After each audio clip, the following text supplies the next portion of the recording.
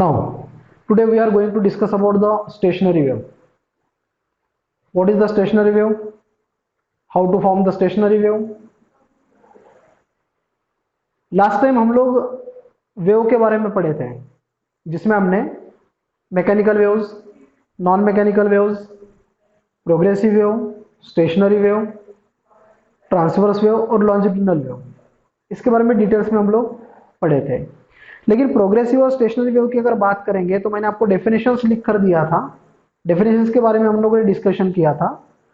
तो progressive wave का मतलब आपको बताया था कि नाम प्रोग्रेसिव है, इसका मतलब ये कंटिन्यूअसली आगे ट्रेवल होगा। स्टेशनरी, तो नाम में स्टेशनरी है, इसका मतलब ये एक जगह पर रुकेगा, ये ट्रेवल नहीं हो पाएगा।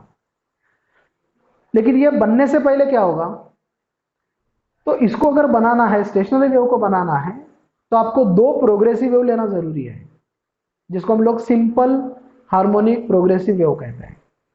Why it is called a simple harmonic progressive wave? Harmonic का मतलब होता है वाइब्रेशन, वाइब्रेट होना, particle vibrating about it's mean position. तो जब वेव बनता है तो उस वक्त पार्टिकल का वाइब्रेशन होता है, इसलिए हम लोग उसको सिंपल हार्मोनिक प्रोग्रेसिव वेव कहते हैं। तो हमको क्या करना है, दो सिंपल हार्मोनिक प्रोग्रेसिव वेव लेना है।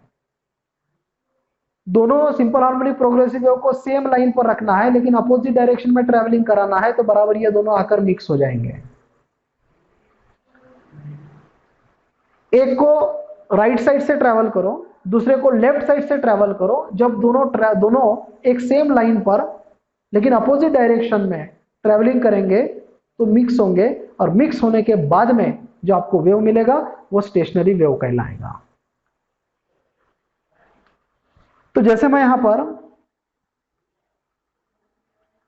ये सिंपल हार्मोनिक प्रोग्रेसिव वेव ले रहा हूं, it is transverse in nature, मैं ट्रांसवर्स वेव लेकर बता रहा हूं। आप अगर लॉन्जिट्यूडिनल लेते हो तो लॉन्जिट्यूडिनल से भी उसको एक्सप्लेन कर सकते हैं।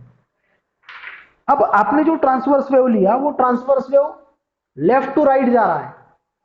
एक ऐसा ट्रांसवर्स वेव लो जो राइट से लेफ्ट के तरफ जाएगा, मतलब मैं जो डॉटेड लाइन से दिखा रहा हूं, ये डॉटेड लाइन वाला जो वेव है, ये वेव ऐसा वेव है जो राइट से लेफ्ट में आ रहा है। ये डॉटेड वाला जो है वो इधर से आ रहा है, राइट टू लेफ्ट, और ये जो कंटिन्यूअस लाइन वाला जो है वो लेफ्ट टू राइट जा रहा है। इसका मतलब दोनों अपोजिट डायरेक्शन में हो गए। They are along the same line and they are intersecting with each other. When they are intersecting with each other, then there is no travelling और there is no propagation of the wave. जो कि एक नया wave जो form हो रहा है उसका ट्रेवलिंग नहीं होगा, उसका प्रोपेगेशन नहीं होगा, and such type of wave is called as the stationary wave. तो यहां पर अभी जो बना है वो स्टेशनरी वेव है, ये स्टेशनरी वेव है।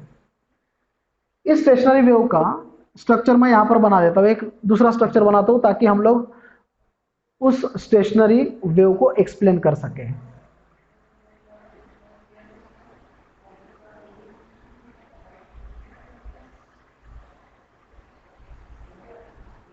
मैंने ऐसा बना दिया, ये बन गया स्टेशनरी वेव। अब इसको हटा दो, अब इसकी जरूरत नहीं है।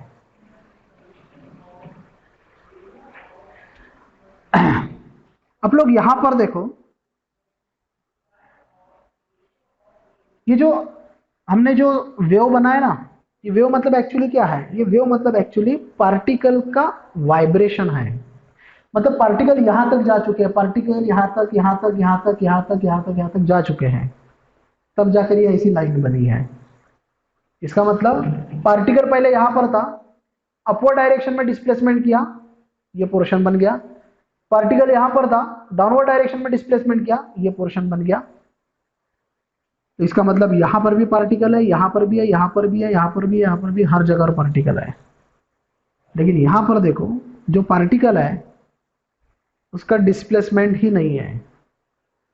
लेकिन यहां पर जो पार्टिकल था, उस पार्टिकल ने इतना ज्यादा डिस्प्लेसमेंट कर चुका है, वो जितना अपवर्ड डायरेक्शन में गया उतना ही वो डाउनवर्ड डायरेक्शन में जा चुका है। इसका मतलब पार्टिकल का यहां पर सबसे ज्यादा डिस्प्लेसमेंट हो चुका है। लेकिन यहां पर अगर देखोगे तो पार्टिकल का डिस्प्लेसमेंट 0 है। इसके बाजू वाला जो पार्टिकल रहेगा वो पार्टिकल इतना डिस्प्लेसमेंट कर चुका है, ये वाला पार्टिकल इतना डिस्प्लेसमेंट कर चुका है, ये पार्टिकल इतना डिस्प्लेसमेंट कर चुका है, और ये पार्टिकल 0 डिस्प्लेसमेंट कर चुका है। तो हम यहां पर 2 पॉइंट को एक्सप्लेन करने वाले हैं, एक पॉइंट जहां पर पार्टिकल का डिस्प्लेसमेंट मैक्सिमम और दूसरा पॉइंट जहां पर पार्टिकल का displacement minimum, that means it is 0। तो जहां पे पार्टिकल का डिस्प्लेसमेंट ज्यादा होता है उसको एंटी नोड कहा जाता है, और जहां पर पार्टिकल का डिस्प्लेसमेंट 0 होता है उसको नोड कहा जाता है। एन मीन्स नोड, ए मीन्स एंटी नोड। यहां पर फिर से आपको नोड मिलेगा, यहां एंटी नोड मिलेगा, यहां नोड मिलेगा, या एंटी नोड मिलेगा।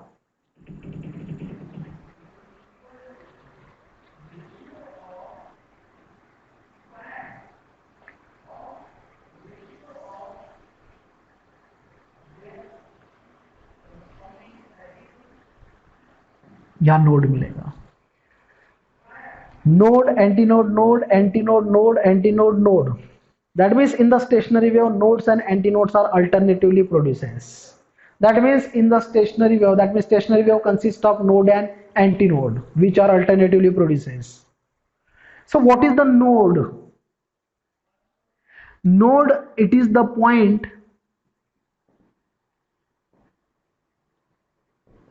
at which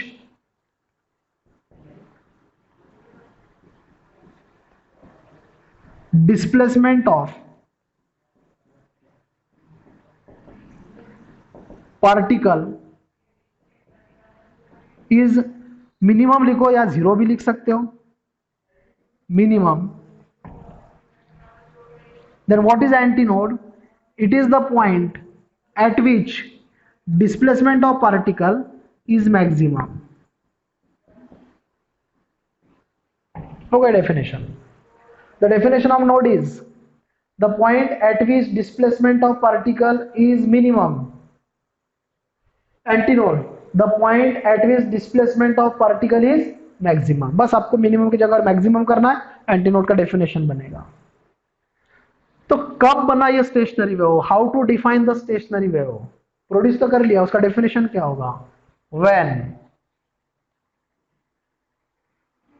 to simple harmonic progressive, short में लिख रहा हूं, simple harmonic progressive waves, 2 waves लेना है, वेव्स ऑफ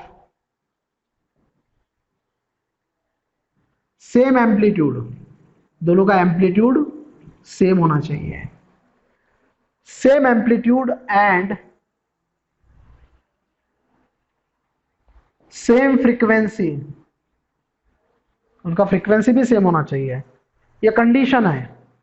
जब आप लोगों को स्टेशनरी वेव प्रोड्यूस करना है उस वक्त आप लोगों ने जो प्रोग्रेसिव वेव लेना है, जो सिंपल हार्मोनिक प्रोग्रेसिव वेव लेना है, उन दोनों का एम्पलीट्यूड सेम होना चाहिए और उन दोनों का फ्रीक्वेंसी भी सेम होना चाहिए, as well as they should be traveling along the same line in opposite direction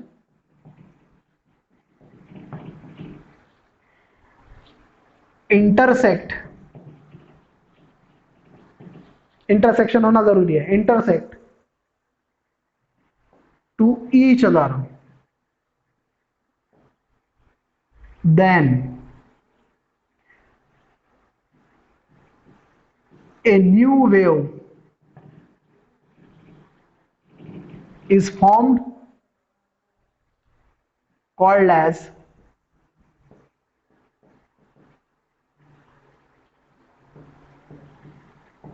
stationary wave. उसको हम लोग स्टेशनरी वेव कहते हैं। तो देखो यहां पर क्या हुआ, सेम एम्पलीट्यूड होना चाहिए, सेम फ्रीक्वेंसी होना चाहिए, अलोंग द सेम लाइन होना चाहिए, अपोजिट डायरेक्शन में होना चाहिए।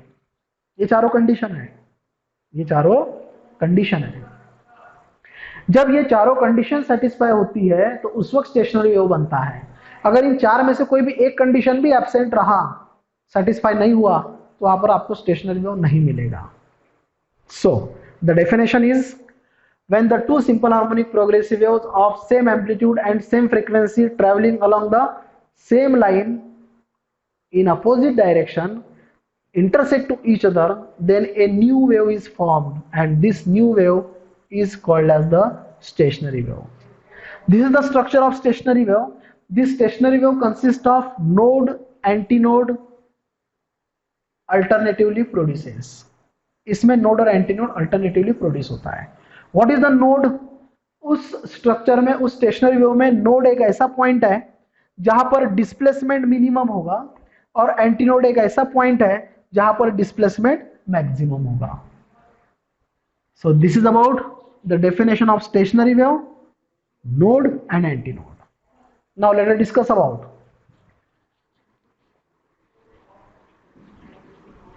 characteristics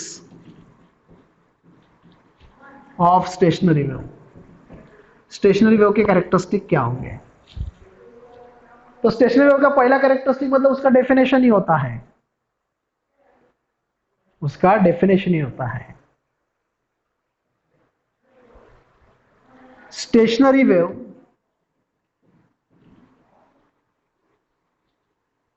produces when two simple harmonic progressive waves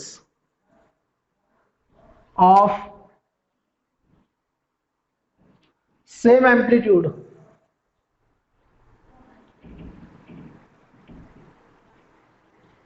and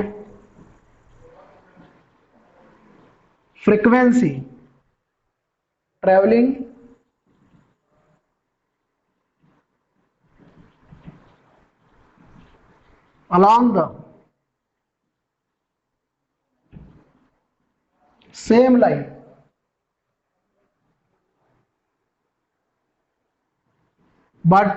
along the same line but opposite in direction intersect to each other. This is the characteristic. First characteristic of stationary wave. Stationary wave produces when two simple harmonic progressive waves of same amplitude and frequency traveling along the same line but opposite in direction intersect to each other. This is the first characteristic of stationary wave. Second characteristic, it, that means stationary wave, consists of nodes and antinodes produces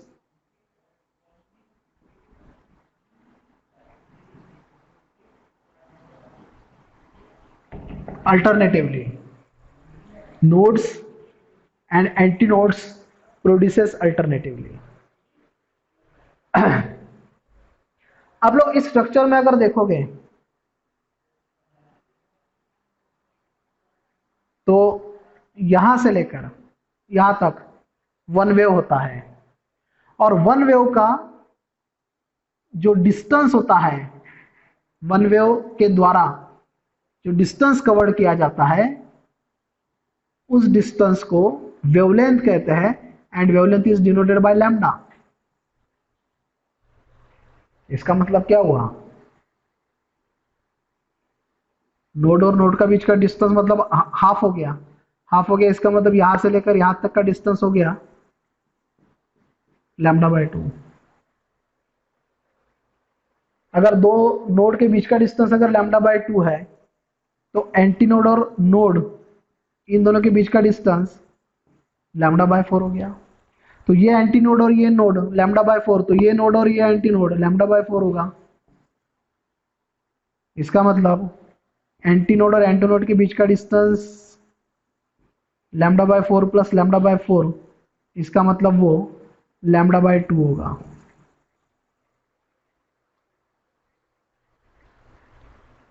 ये distance जो है वो lambda है, तो आधा distance λ/2 होगा, मतलब दो नोड के बीच का डिस्टेंस λ/2 होगा।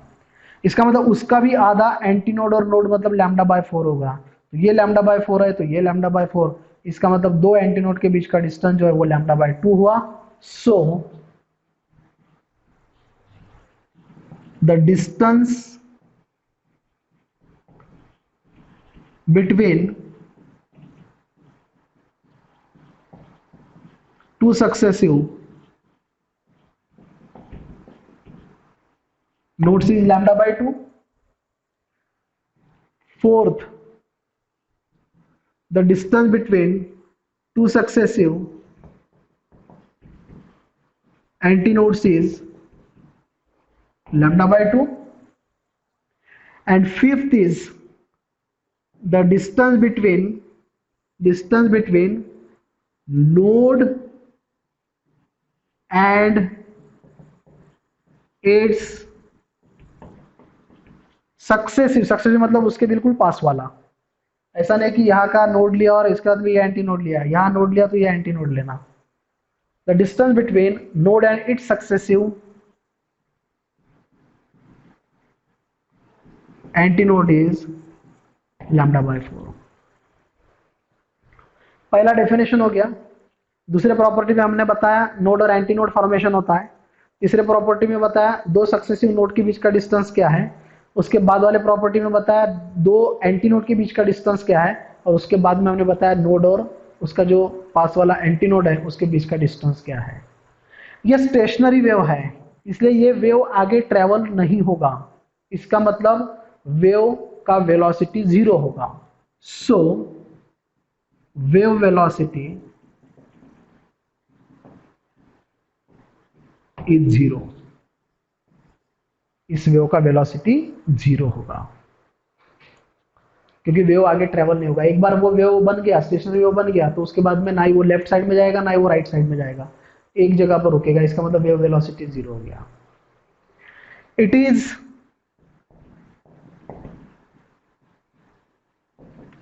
डबली पीरियोडिक। पीरियोडिक का मतलब होता है इक्वेलिटी, डबल का मतलब डबल। तो डबल क्या, तो इस स्ट्रक्चर को देखो आप लोग, मैं यहां पर बता रहा हूं। जैसे वेव बनाया,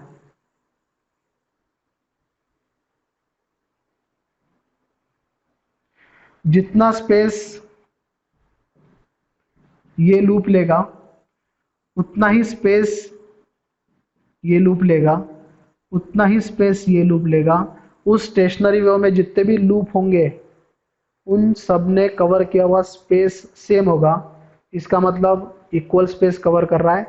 सो पीरियोडिक इन स्पेस, उसको कहते हैं पीरियोडिक इन स्पेस। जितना टाइम पहला लूप बनाने के लिए लगता है उतना ही टाइम दूसरे लूप के लिए, उतना ही टाइम तीसरे लूप के लिए। इसका मतलब टाइम भी इक्वल है। सो पीरियोडिक इन टाइम। तो स्पेस में भी पीरियोडिक है और टाइम में भी पीरियोडिक है, इसका मतलब डबली पीरियोडिक हो गया। These are the important characteristic of the stationary wave. Now